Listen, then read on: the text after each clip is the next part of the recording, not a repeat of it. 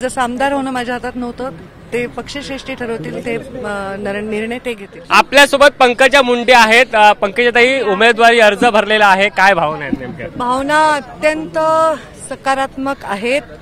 माझ्या जनतेने ज्यांनी अविरत मला साथ दिली, कुठल्याही संवैधानिक पदावर नसताना त्या कार्यकर्त्यांनी माझ्या सोबत राहिले, माझं बळ बनून राहिले, त्यांच्या सगळ्यांच्या सततच्या प्रार्थनांचं हे यश आहे.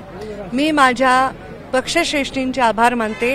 आमचे राष्ट्रीय अध्यक्ष JP नड्डा, आदरणीय अमित भाई शहा, राज्याचे देशाचे नवे जगाचे नेते आदरणीय प्रधानमंत्री नरेंद्र मोदी, त्याचबरोबर आमच्या राज्यातील आमचे नेते देवेंद्रजी फडणवीस, आमचे प्रदेशाचे अध्यक्ष बावनकुळेजी आणि आमच्या कोर कमिटीतील सर्व मेंबर यांचे मी मनापासून आभार मानते की त्यांनी हा निर्णय मला घेऊन मला ही संधी दिली.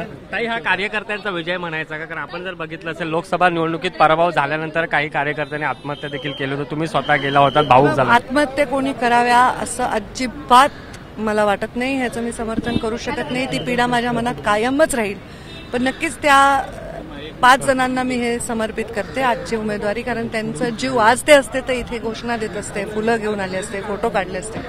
त्यांनी असं नाही करायला पाहिजे होतं, असं आज परत एकदा मला जाणवलं आणि ईश्वर त्यांच्या आत्म्याला शेवटचा प्रश्न, आमदार आता होत आहे, मंत्री देखील होणार, ते माझ्या हातात नाहीये. जसं आमदार होणं माझ्या हातात नव्हतं, ते पक्षश्रेष्ठी ठरवतील, ते निर्णय ते घेतील. नक्कीच आपल्यासोबत पंकजा मुंडे होत्या, त्यांनी आज आपला उमेदवारी अर्ज भरलेला आहे आणि आपल्या हा कार्यकर्त्यांचा विजय असल्याचं त्यांनी म्हटलंय.